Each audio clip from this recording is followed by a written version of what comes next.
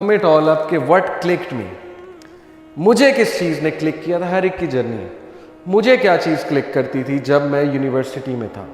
ये 4 क्वेश्चंस मुझे क्लिक किए as a youngster, as a teenager. Why life is so artificial, पता नहीं मुझे नज़र आ गया उस टाइम पे कि जब मैंने लेंस उतारा उसका। हम लोग ना एस्केपिज्म में जाते हैं, हमें पता है ये सब आर्टिफिशियल है, ये दोस्तियाँ और ये बैठ के शीशे पीना इकट्ठे, सिगरेट पीना बैठ के इकट्ठे, ठीक है, ये सारी चीज़ें वी नो इसकी रियलिटी क्या है। मतलब ये मैं अपना पर्सपेक्टिव दे रहा हूँ। वी नो कि हमारी दोस्तियाँ कितनी खोखली हैं। वी नो कि लॉयल्टी एक बड़ी मुश्किल चीज़ है, किसी से लॉयल्टी लेना कि ये व्हाट्स द गारंटी है मेरा बेस्ट फ्रेंड है, what's the guarantee of his और हर लॉयल्टी कि ये बंदा मेरे साथ लॉयल रहेगा। फिर दूसरों को प्लीज़ करने के लिए most of us we live by others standards. मैं भी उन्हीं में से था जो इसलिए नहीं फैशन करता था कि मैं क्या चाहता हूँ, बल्कि इसलिए कि लोग क्या चाहते हैं, मैं किस तरह इन होऊंगा इनमें। एक वो कूल ग्रुप जो है हम उसको देख लेते थे और फिर कहते थे अब इनमें इन होना है, इनमें इन कैसे हुआ जाएगा। ये सारा का सारा मकसद था, ये सारा का सारा पर्पज़ था, विच इज़ ओके। देखें, ये जब हम जाते हैं यूनिवर्सिटी में एक पीयर प्रेशर होता है, फिर हम अपने पीयर्स में घुसना चाहते हैं। ये कोई इतनी मायूब बात नहीं अगर कोई एंटर होने के लिए उन जैसा बनना चाहे, अगर वो अच्छे लोग हैं, इंटेलेक्चुअल लोग हैं।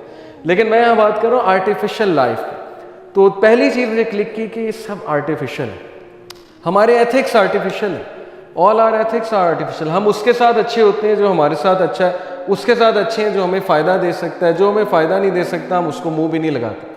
इसी तरह होता है ना, एक बंदा है कॉलेज में लूज़र है, सारे उसका मजाक उड़ाते हैं, उससे कौन दोस्ती करेगा। इसका मतलब आर्टिफिशियल एथिक्स, हमारे एथिक्स से डिफाइन होते हैं कि कौन कूल है, कौन अच्छा है, उसके साथ दोस्तियाँ लगानी। ये सब मैं देख रहा था अपने इर्द गिर्द उस टाइम पे। फिर एम आई हैप्पी, ये बड़ा एक वैलिड क्वेश्चन है। एम आई रियली हैप्पी, क्या मैं हैप्पी हूँ ये सब कुछ करके, मुझे खुशी मिल रही है, सुकून मिल रहा है। तो ये मैं सोचता था, ये सवाल मैं सोचता था। Do I really want to live the way I am living, क्या मैं ऐसे ही ज़िंदगी गुजारना चाहता हूँ जैसे मैं गुजार रहा हूँ। इसी तरह आर्टिफिशियल चलेगा सब कुछ, इसी तरह लोगों को खुश करके ज़िंदगी गुजरेगी। व्हाट्स मिसिंग, वो मिसिंग इंग्रेडिएंट मैं ढूंढने की कोशिश करता था। Can I really gain the pleasure of people, क्या मैं वाकई लोगों का प्लेजर ले सकूँगा, क्या लोगों पे मैं इतना डिपेंडेंट हो जाऊँगा कि वो मेरी लाइफ को डायरेक्ट करेंगे, वगैरह वगैरह, ऑल दीज थिंग। दोस्तियों के लिए हम माँ बाप को भी धोखा दे देते थे। ये क्या है, आर्टिफिशियल पन है ना। और क्या है, टीनेज में इसका मतलब कि उनका प्लेजर हमारे लिए ज़्यादा इंपॉर्टेंट है। आज मुझे पता ही नहीं उन दोस्तों का, पता नहीं कहाँ है वो दोस्त जिनके लिए माँ बाप को धोखे दिए हुए ग्रेड 7, 8 ओ लेवल में। मुझे पता ही नहीं वो आज दोस्त कहाँ है, ना उन्हें पता है मैं कहाँ हूँ, कहाँ गई वो दोस्तियाँ, लेकिन माँ बाप अभी तक यहाँ। ओके, ये सारी आर्टिफिशियल चीज़ें, इसलिए ये चीज़ें मुझे बहुत क्लिक करती थी। ये भी अल्लाह का करम है कि क्लिक करती थी। बहुत से लोगों को क्लिक ही नहीं करती, वो उसी आर्टिफिशियल पन में जीना चाहते हैं। ठीक है, तो ये मेरी जर्नी है। ओके, ये मेरा पर्सपेक्टिव है, मैं आपसे अपना पर्सपेक्टिव शेयर कर रहा हूँ कि that's why I came here. मैं सोचता था।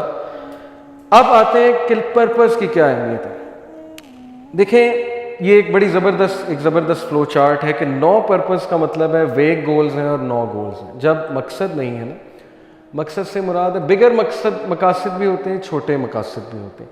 आपने एक जर्नी पे जाना है, उसका एक मकसद है। अपने फैमिली वालों के साथ मरी जाना है, उसका मकसद क्या है, रिक्रिएशन है। उसका मकसद क्या है, फैमिली बॉन्डिंग है। जब आपको एक क्लियर है तो अच्छी बात है। जब आप कहते हैं कि बस निकलो और चलें, तो फिर बीच में बहुत कुछ होता है। फिर जो है वो वेग गोल्स होते हैं, फिर 9 गोल्स भी होते हैं, फिर बड़ा प्रॉब्लम्स भी आते हैं बीच में। वेग प्लान्स और no plans, random daily actions है। एक बंदे का मकसद ही कोई नहीं, वो सुबह रैंडम डेली एक्शंस करेगा।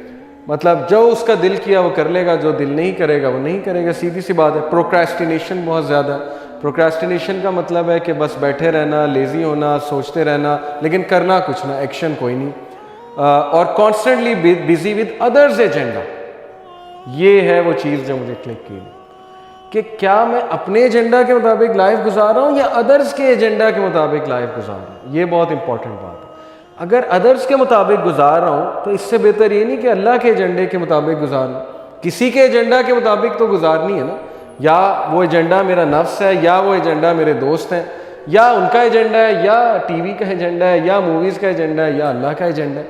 तो खैर ये है 9 पर्पस। क्लियर पर्पस जब होता है तो क्लियर गोल्स होते हैं। क्लियर प्लान्स होते हैं, क्लियर डेली एक्शंस होते हैं। तो पर्पस को थोड़ा सा अंडरस्टैंड करते हैं कि पर्पस होता क्या है। अक्सर मैं एक मिसाल देता हूँ, मैंने आपको पहले भी दी। जहाज़ में हमें कोई बिठा दे और कहे कि चलो चढ़ो जी जहाज़ में, हमें पता ही नहीं हम कहाँ जा रहे हैं, और वो आपको ये भी कहे कि जी 10 घंटे की फ़्लाइट है और जो खाना है खाओ मौज करो, लेकिन 10 घंटे बाद जहाज़ क्रैश हो जाएगा और दैट्स इट, ख़त्म। तो उस जहाज़ पे कौन बैठना चाहेगा कि 10 घंटे की फ़्लाइट है और हमें खाने पीने का भी कहा जा रहा है, चलो एंजॉय करेंगे, लेकिन उसके बाद क्रैश हो जाएगा, इज़ दैट इट, कोई मंजिल नहीं है। तो वो पायलट के हाँ कोई मंजिल नहीं है। यही है एथिज्म का वर्ल्ड। आ जाओ हमारे जहाज़ पे चढ़ो, एंजॉय करो, कोई लॉज नहीं है, खाओ पियो ऐश करो पार्टी करो, कोई हलाल और हराम नहीं है, कुछ नहीं है, जो तुम्हारा दिल करता है करो।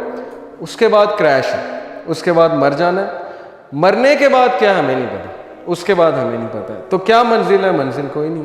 आ जाओ चढ़ो हमारे जहाज़ पे और let's solve world issues like poverty and unemployment and women issues and stuff. इस जहाज़ पे चढ़ के आओ, सॉल्व करते हैं। ये है नैरेटिव। और फिर जाहिर है ये पिक्चर भी मैं अक्सर दिखाता हूँ कि अगर आपको कोई एक फैक्ट्री में छोड़ दे और क्या find out what you have to do, जाओ घूमो फिरो देखो क्या करना है तुम्हें, और दूसरा सीईओ आपको कहे कि ये है तुम्हारी जॉब डिस्क्रिप्शन, ये करना, ऑब्वियसली पहले वाला बहुत टाइम ज़ाया करेगा। शायद मिल जाए शायद ना मिले, जैसे वेस्ट एक्सपेरिमेंटेशन में लगा हुआ है अभी तक, कम्युनिज्म, सोशलिज्म, कैपिटलिज्म, ठीक है ना, इज़म्स एंड स्किज़म्स की जंग अभी तक चल रही है।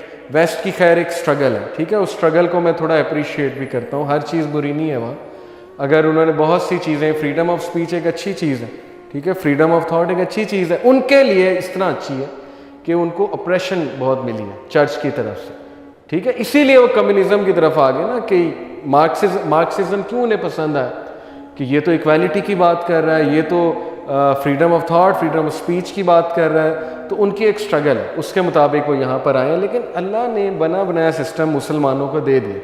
ट्रस्ट की बात है ना, मेरा एक बॉस मुझे कहे या तो मुझ में ट्रस्ट कर लो या फिर लगे रहो रिसर्च करो, फार्मूला निकालो लाइफ का। अब वो फार्मूला निकाल रहे हैं, वो फार्मूले में जो टेस्ट और ट्रायल हो रहा है उसमें कितनी जिंदगियां बर्बाद होती हैं, हु केयर्स।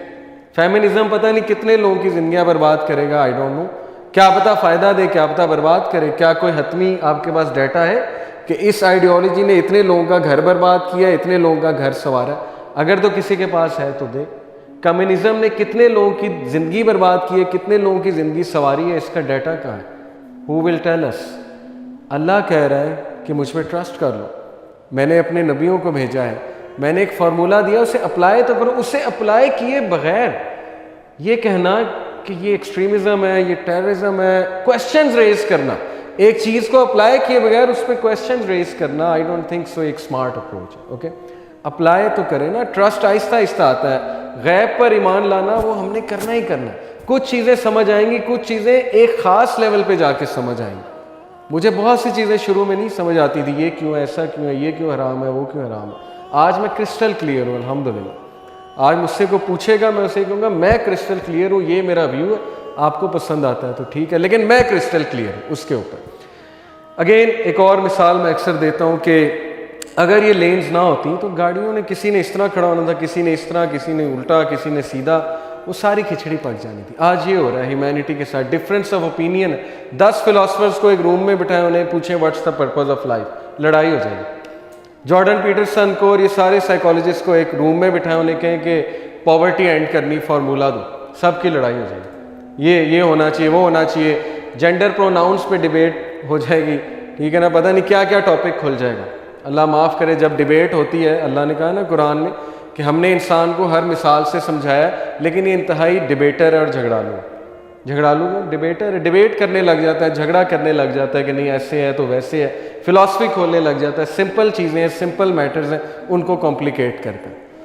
तो क्या ये हमें मिसालें समझ नहीं दिलाती कि वाई रिलीजन की ज़रूरत क्या है और कौन से रिलीजन की ज़रूरत है, वो रिलीजन हक वाला कौन सा है? Let's at least make an effort to find out कि बुद्धिज़्म ठीक है, क्रिश्चियनिटी ठीक है। ये मैं बात कर रहा हूँ नॉन मुस्लिम्स, आपकी नहीं, माशाल्लाह आप क्लियर हैं। ओके, तो ये मिसाल भी बड़ी मैं अक्सर देता हूँ कि अल्लाह ने हमारे लिए लेन्स डिफाइन कर दिए, just park your car there, that's it, खत्म, बहस खत्म होगी। या अल्लाह पे ट्रस्ट कर लो या वेस्ट पे ट्रस्ट कर लो, जो अभी तक हिट एंड ट्रायल पे चल रहे हैं, एक्सपेरिमेंटेशन पे चल रहे हैं, बहुत अच्छी चीज़ें उन्होंने की, आई अप्रिशिएट। मैं पूरा रद्द नहीं कर रहा, वेस्ट की एक स्ट्रगल है, वेस्ट में बहुत अच्छी चीज़ें हैं, वेस्ट में वैल्यूज़ बहुत अच्छी हैं, कुछ वेस्ट के मॉरल्स भी कुछ बहुत अच्छे हैं, वी अप्रिशिएट। लेकिन स्टिल एक्सपेरिमेंटेशन तो चल रही है ना, अभी पता नहीं वो कहाँ पहुँचेंगे, कंक्लूजन क्या करेंगे, कंक्लूजन होगा भी कि नहीं होगा ये भी हमें नहीं पता। कल को वो कोई और साइकोलॉजिस्ट उठ के कोई नई थ्योरी दे देगा, कल को एक और सोशल साइंटिस्ट आएगा, वो कहेगा कि नहीं सोसाइटी ऐसे चलनी चाहिए, मेरा ये व्यू। तो हम क्या लोगों पे डिपेंडेंट है? मैं कार्ल मैक्स पे डिपेंडेंट हूँ कि सोसाइटी कैसे चलेगी? कार्ल मैक्स को मैंने खुदा बना लिया, इसका मतलब लोग कार्ल मैक्स को खुदा बनाने के लिए तैयार हैं कि नहीं, he is the one, communism is the answer. लेकिन इस्लाम को और अल्लाह को खुदा मानने के लिए तैयार नहीं, अल्लाह सुब्हानहू व तआला को वो गॉड मानने के लिए तैयार नहीं, वो अल्लाह पे ट्रस्ट करने के लिए तैयार नहीं। जब कम्युनिज्म की बारी आती है तो हर चीज़ विदाउट क्रिटिकल एनालिसिस जो है वो हजम हो जाता, हाँ हाँ ये भी ठीक है। जैसे ही मज़हब की बारी आई, ये क्यों है, ऐसा क्यों है, वैसा क्यों है, ये क्यों गलत है, वो क्यों गलत है, डोंट यू अंडरस्टैंड हमें कैसे ब्रेन वॉश किया जा रहा है कि हर चीज़ जो मजहबी है उसको क्रिटिकल एनालिसिस दो और हमारी जो चीज़ है उसको घोल के पी जाओ, हमारी चीज़ पे कोई एनालिसिस ना दो। खैर ये एक मेरा दुखड़ा है जो मुझे नज़र आता है।